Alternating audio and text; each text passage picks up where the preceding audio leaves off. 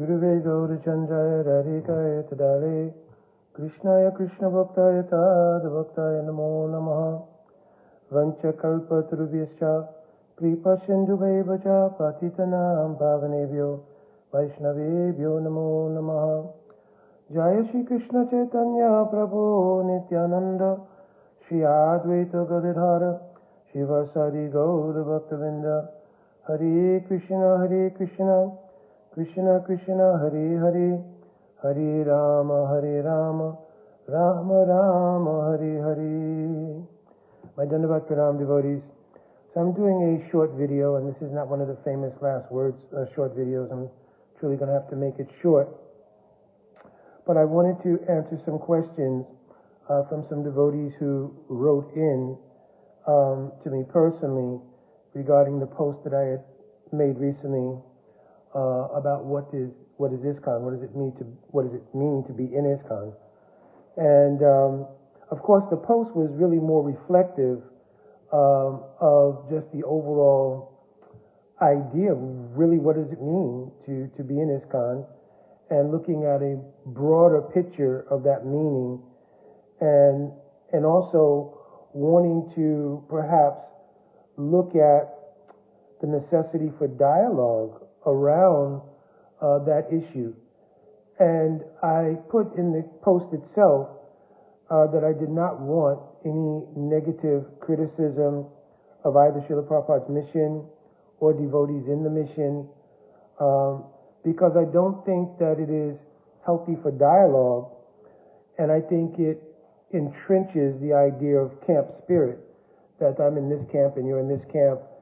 And it also is very impersonal in many ways. It's personal and impersonal. I don't want to, because some devotees wrote me and I do have to give some expression, because some comments I did delete because it went down the avenue of more catharsis probably than actual dialogue or reflection or hope, so to speak. But it really was more catharsis about their personal experiences. And I don't want to deny that. That's another reason I'm doing this video. But still, I think that the foundation for any future progress in understanding the unity of the family of Mahaprabhu will come from a more sober perspective. And sometimes it's difficult to be sober when emotions are high and so forth and so on. So that's why even in the post, I took time to write out my history, so forth, so on, and being more reflective about my place in Srila Prabhupada's mission. I never ever considered that I was not. Of course, I wasn't, as I also mentioned in the post, I was never confronted with the idea that I wasn't, right? Since 1993, and then the other day it came up, as I mentioned. And again, the devotee was very sweet and everything. So, you know, we don't always have to look at everything from an immediately negative angle. Right? We can be more reflective and more broad in vision and try to see all the different implications. And I think that becomes a basis under which some progress can be made in moving forward to perhaps a more unified family of Mahaprabhu. So, but for those devotees who did write into me, both for those whose post I had to delete, and again, I want to address that first, because I don't want you to think that I'm insensitive to the experiences that you might have gone through, or that I'm insensitive to how you were impacted. Both male and female devotees wrote in, and actually one sannyasi also wrote in, right? There's some sannyasis who posted on the actual post, and you know, I very much appreciate that, because it's a very mature and sober sannyasi devotee that I knew from my association here in Alachua. But one also sannyasi wrote in, and you know, just was very much not angry, but sort of almost declaring a idea of, you know, that it is what it is. We're in a stage of division and so forth and so on. And I just think that that's not really the spirit per se of Sriman Mahaprabhu. I believe the spirit of Sriman Mahaprabhu that descends all the way down to Srila Prabhupada, who's pretty much the fulfillment of the prophecy of Mahaprabhu, that the spirit is one of unity of the family of Mahaprabhu. So there may be many things we could look back on and see some particular fault here or there. But really, when you look back in the entire history of Mahaprabhu's movement, you can find things even in Mahaprabhu's Leela with the sons of Advaita Acharya. You could find in the situation of the Gaudiya Math after the Samadhi of Srila Bhaktisnand Saraswati Thakur. So there's always going to be various kinds of things like this that arise. So really, if someone gets sick, we try to heal. If a train goes off the track, right, you try to right the train, right? So it's not so much that our feelings should be ignored, and I apologize profusely if I seem to have been not willing to accommodate genuinely what people went through and their need to cathartic about that or their need to heal from that, maybe by speaking on the difficulty they had. I know one devotee wrote me and mentioned that my own personal preaching has not been impacted so much by that, but that they felt that they no longer had a home, that they felt disenfranchised, and so forth and so on. So I completely understand that, and I also completely empathize with that fact, and that's why I think it is necessary to start doing the work of bridging all of those things rather than creating a continuum, because it's very easy. See, in the spirit of argument or disagreement, it's always easier to entrench the current ideal. I'm in this camp, you're in this camp, and so forth and so on. And that has progressed to a point now where even individuality is lost. So Vaishnavas are not seen anymore according to their Vaishnavata or their devotion, but they're seen according to their affiliation. And pretty much that becomes tantamount. I put it in my post. Actually, it's the same as saying that, you know, well, if you're black or if you're white or if you're female or this or that, right, you have a certain kind of stigma. And we don't accommodate that particular status, right? Because if you associate something on the basis of the body, your body is associated with this group, and therefore your contribution to bhakti won't be based on your devotion or your insights or your seva or anything else. It'll be based on where your body is situated in the institutional arrangements of the world, right? So that's not really vastly different from saying if you're black, if you're white, if you're female, right, etc., etc. So obviously that's not a tenable position to move forward in uniting the family of Mahaprabhu, or even tenable in creating an atmosphere of pure devotion. Because if we operate on that basis, then aparad is almost certain to be part of that. Because aparad is 6 things. Hanti nandanti vaideshti, Vaishnavam nabhinandati, krujyate nahashram dashane. That if you harm a Vaishnava, if you blaspheme a Vaishnava, if you maintain envy towards a Vaishnava, if you fail to welcome a Vaishnava, if you become angry towards a Vaishnava, and if you don't become happy upon seeing a Vaishnava, all of these things are aparad and pantanani sakt. It can cause fall down. So we want to be very careful, because even where sense gratification can be overcome, and in maturity we can advance in bhakti, if there is Vaishnava aparad, it is very difficult to move forward from that position. So I think we're doing a great service to the overall Vaishnava community by instilling the guardrails against that, by trying to have dialogue and become more personalized in our dealings with Vaishnavas, and begin to assist in creating an atmosphere that does foster actual Vaishnavism and not sectarianism. So I thought that if I allowed a lot of those comments, which I completely understand to be reactions to experiences you've had, if I allowed that to be posted, then what would have happened is it would have given rise to the opposite ideal. Oh, see, they're criticizing. Oh, see, they don't like Prabhupada's movement. Oh, see, this or that, right? On the other hand, I think from the opposite polarity, that I think, perhaps the leadership in ISKCON also has to look and see the impact of many devotees who became disenfranchised simply on the basis of their exploration for advancement in bhakti. You understand? It wasn't that people had attraction to a particular sadhu, or they felt inspiration from the Harikatha of a particular sadhu.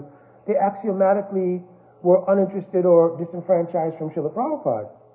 Right? We obviously cannot say like that because it's just not correct. Right? So now, especially in more contemporary times, we see many persons, just like not only in contemporary times, but I had direct experience of many of the leaders of our Srila Prabhupada's mission come to have darshan in association with my Guru Pada Padma. Right? And I think that they felt some enthusiasm, enlightenment, encouragement in that environment, and I don't think it became a problem until there was some inner society friction around that, right? But that would have been something that really should have been worked out in the inner body of that particular element of leadership. I think by impacting the broader society, it actually created an environment where many devotees became disenfranchised. Give me a second because I'm multitasking here.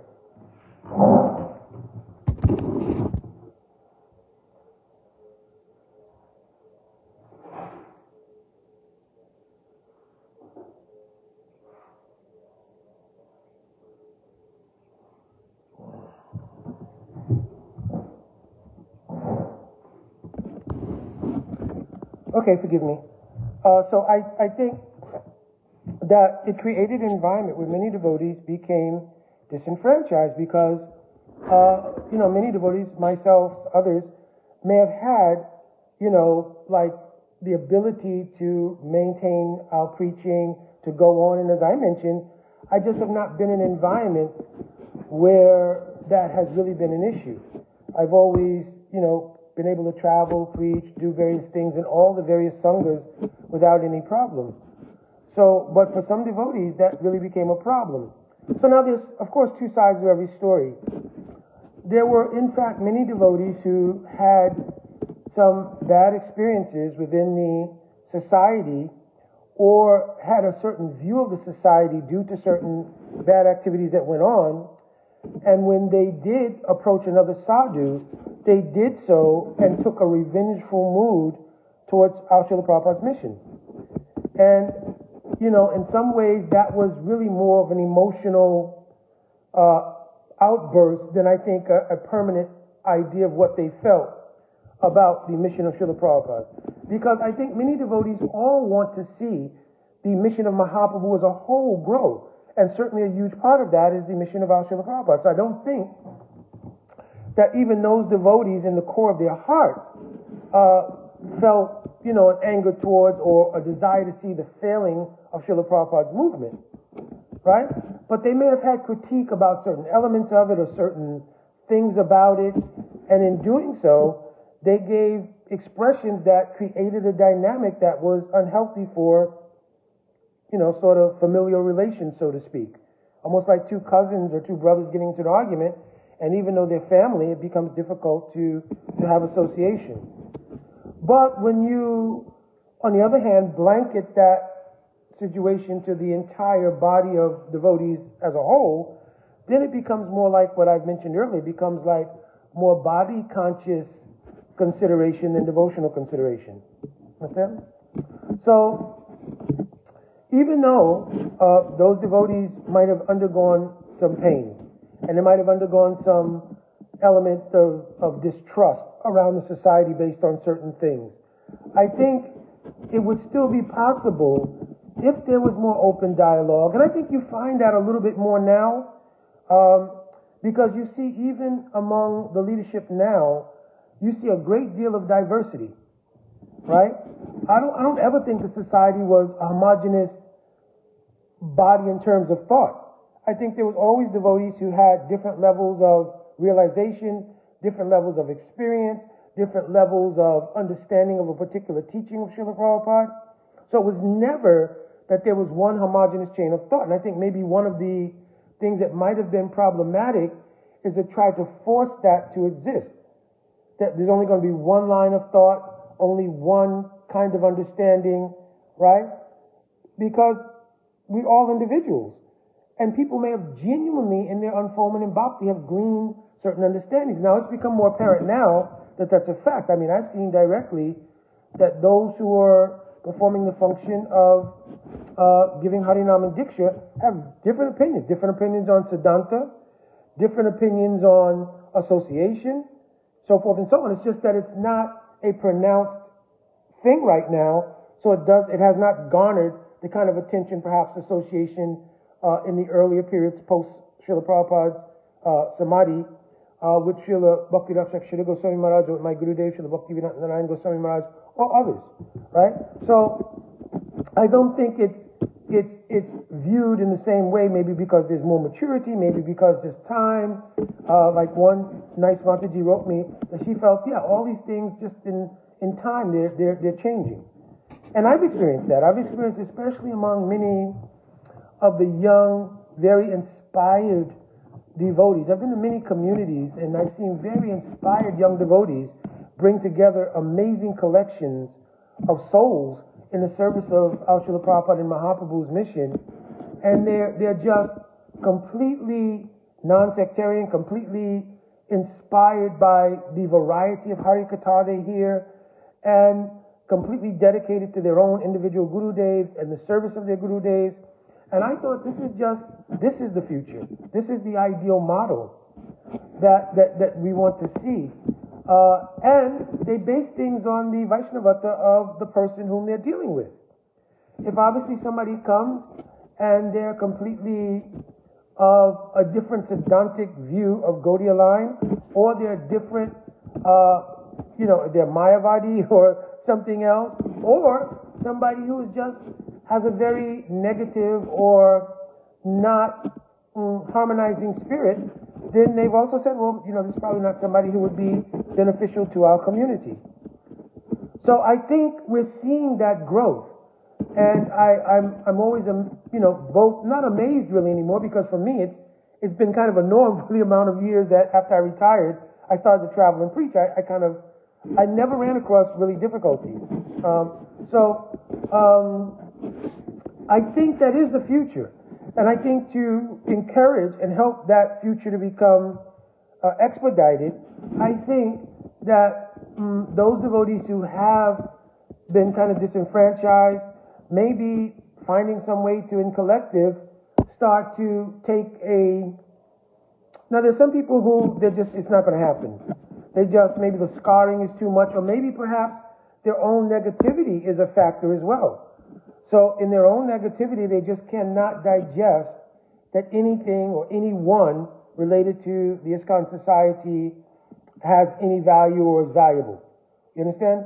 So that mentality also is not helpful, and it also will not produce in their own lives, what to speak of in the broader Vaishnav Mandal, any kind of sense of growth. You understand?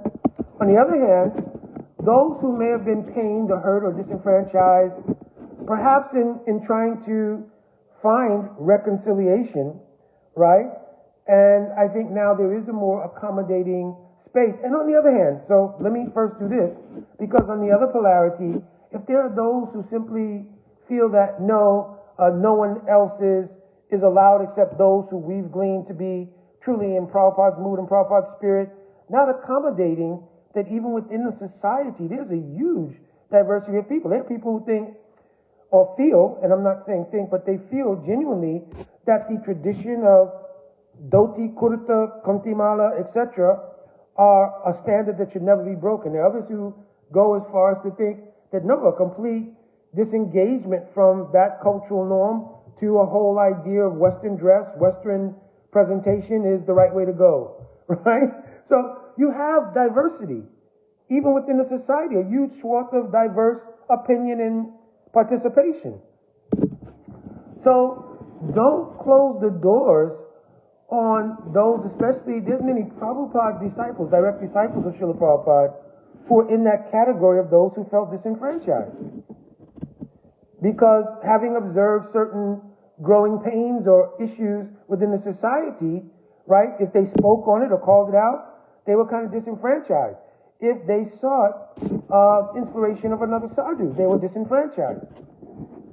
So I think on both sides of that fence, right, there should be a sense of reflection, right? A sense of reflection and a sense of accommodation. I saw personally in the experiences with my Guru Padma, any genuine sadhu coming in the line of Mahaprabhu who came in his presence, he would ask them to speak Harikatha, do bhajan seva, right? Speak something about the glories of Krishna or Mahaprabhu. Always. I saw this all the time. If any Vaishnav came and they spoke and there was any siddhantic correction to be made, he would humbly and in a very loving spirit make that correction, right? In the general audience, right? So there is no way or fault that could be found in having a broader range of association with Vaishnavas. For one, it will certainly avoid the aparads that I mentioned earlier. And secondly, it will empower the spirit of unity in the family of Mahaprabhu. And more than that, even much more than that, because these are not just ISKCON outside dynamics. These are inner Gaudiya dynamics. Right? You have different sanghas of Gaudiya. Well, we don't get along with this sangha, we don't get along with that sangha, etc., etc. So I'm certainly not going to heal the world in a 15-minute video here.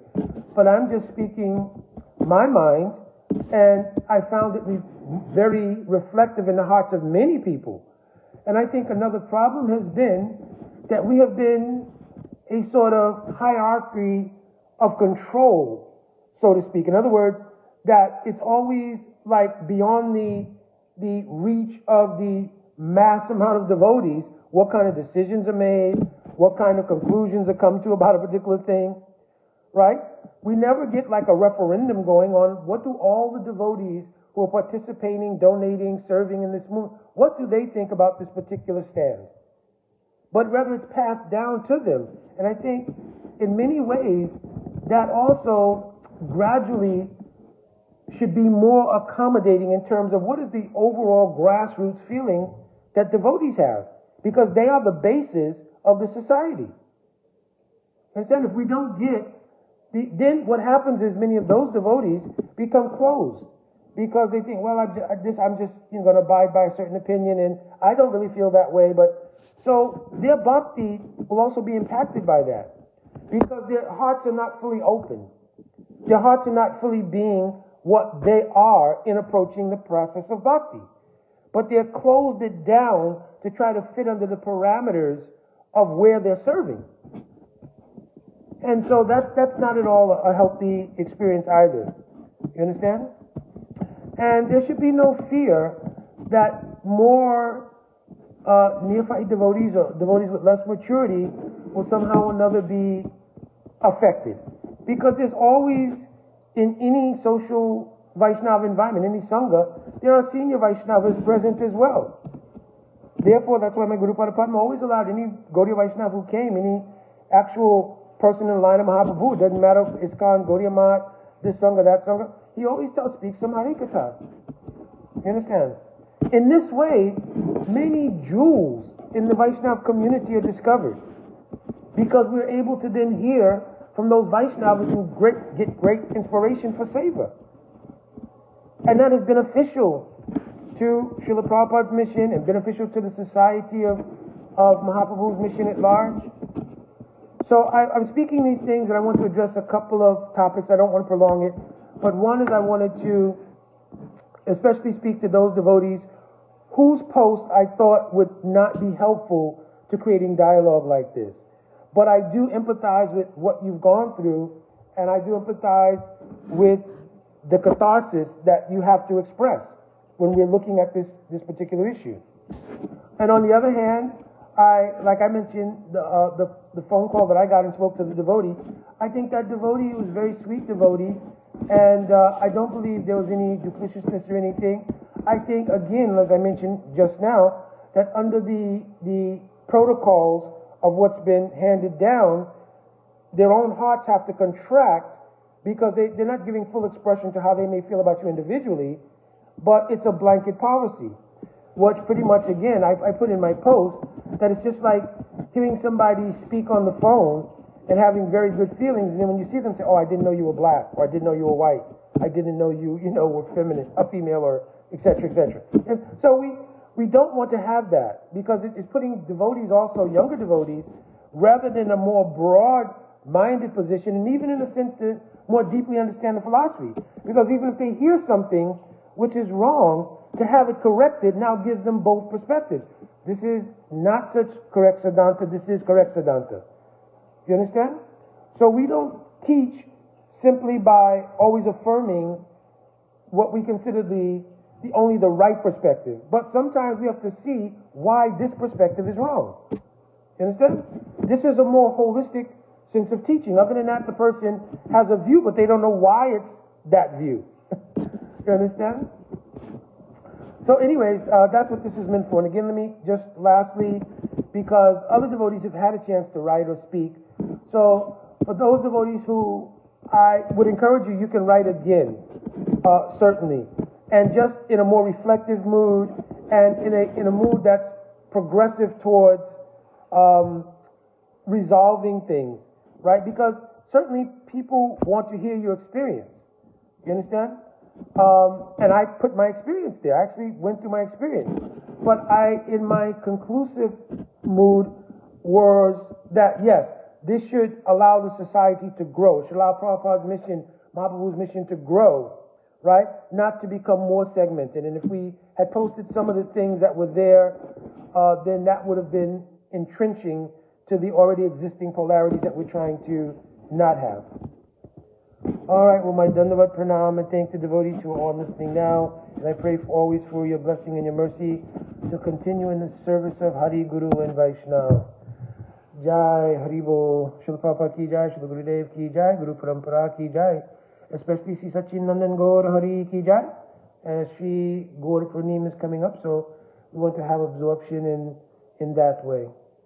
All right, my Dandavat Pranam. Radhe Radhe.